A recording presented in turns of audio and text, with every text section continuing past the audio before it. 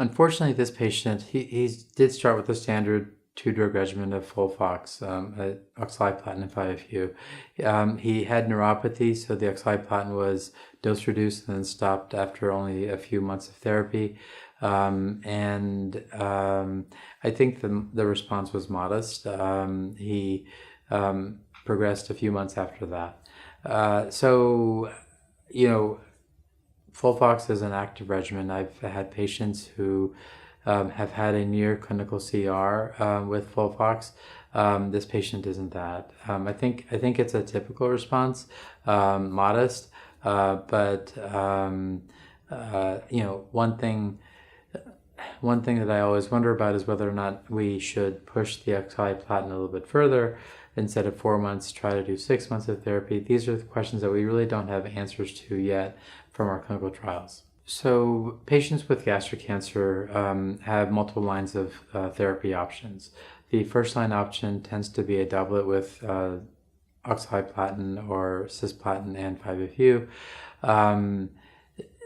Unfortunately, most patients with metastatic disease will ultimately die of their disease. The goal of treatment is to control the disease and maintain their quality of life for as long as possible.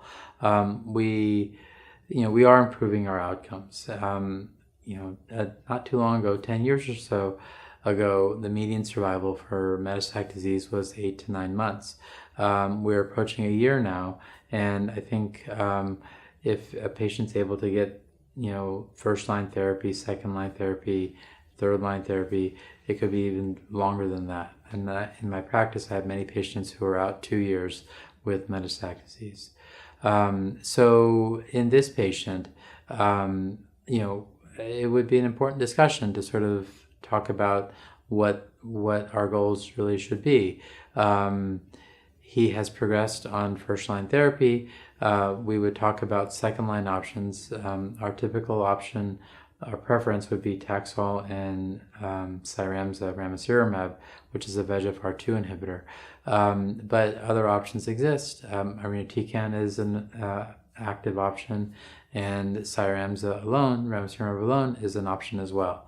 Although those three options haven't been compared head-to-head, the Taxol-Cyramza combination is indeed superior to Taxol alone, and Taxol and irinotecan and ramucirumab monotherapy all seem to have similar activity.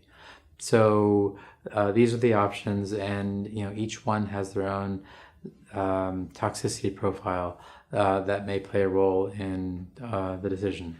The time course for a patient, I guess, can play a role in our decision for how we treat the patient. So most patients can have disease control or response and will be on first-line therapy for longer than 6 months, maybe 8, 9 months, and then we can switch to second-line therapy.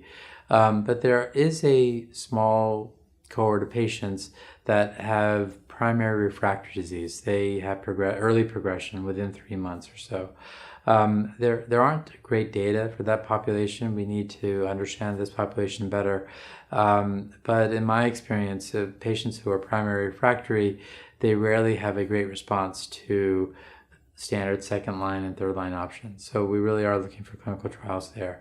We're looking for targeted agents as well. So if the patient is HER2 positive, they often would have gotten trastuzumab in the first-line setting, but if for some reason they didn't, then that would be an obvious go-to choice.